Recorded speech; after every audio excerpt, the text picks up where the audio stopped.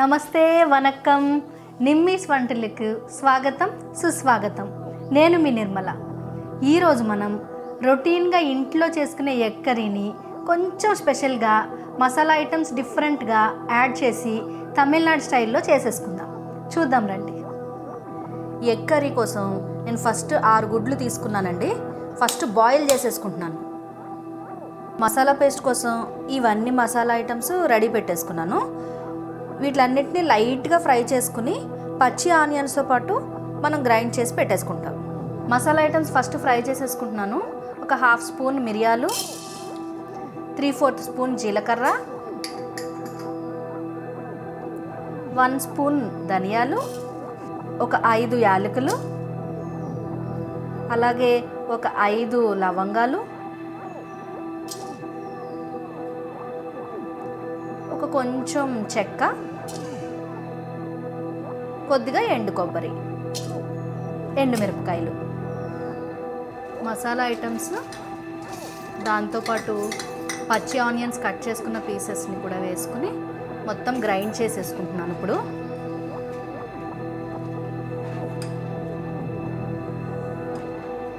First oil వేసేసుకుంటున్నాను.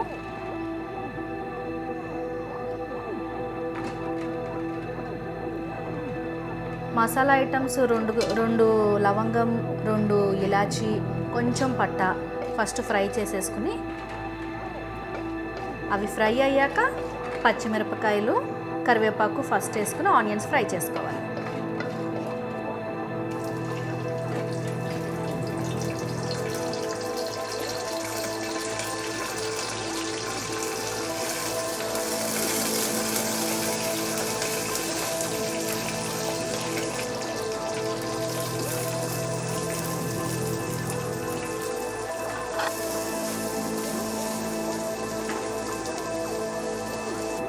Onions ఇప్పుడు light brown కలర్లో ఫ్రై అయిపోయినాయి.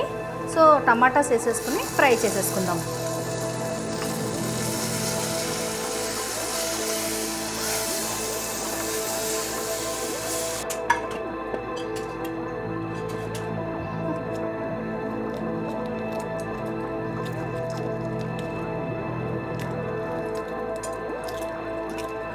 ఘాట్లు పెట్టేసుకుంటే మనకి లోపలికి ఉప్పు కారం బాగా పడుతుందండి.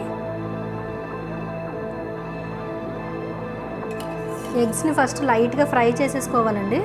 సో నేను కొద్దిగా ఆయిల్ తీసుకుంటున్నాను.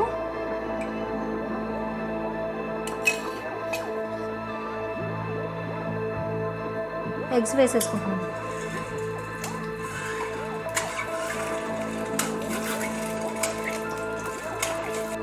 కొంచెం పసుపు, ఉప్పు, కారం వేసేసుకోవాలి.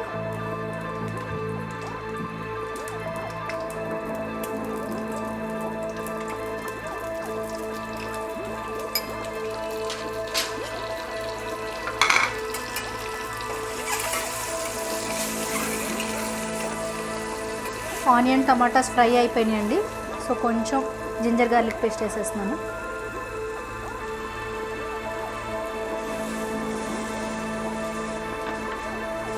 జింజర్ గార్లిక్ పేస్ట్ ఫ్రై అయిపోయింది. సో నేను ఆల్రెడీ మనం మసాలా గ్రైండ్ చేసుకున్నాం కదా, మసాలాస్ అన్నీ అది వేసేసుకుంటున్నాను.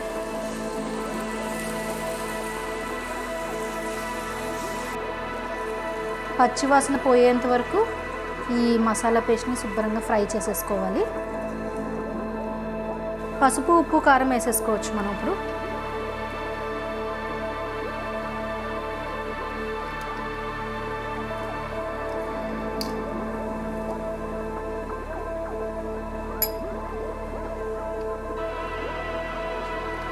కొద్దిగా ధనియా పొడి,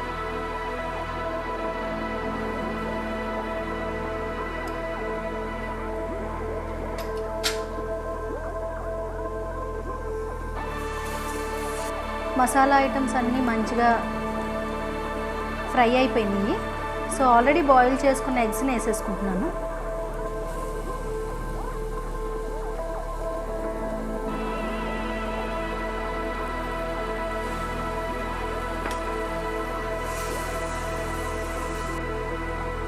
కావాల్సిన నీళ్ళు కూడా వేసేసుకోవాలి.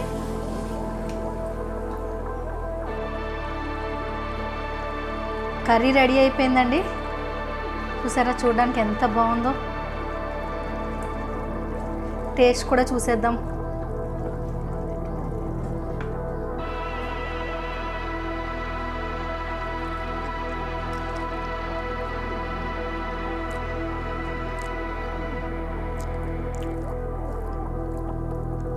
సూపర్ ఉందండి. నా వీడియో కనుక మీకు నచ్చినట్లయితే లైక్ చేయండి, షేర్ చేయండి. అలాగే ఇదే డిష్ని మీరు ఇంట్లో ట్రై చేసి ఎలా వచ్చిందో కమెంట్ చేయండి.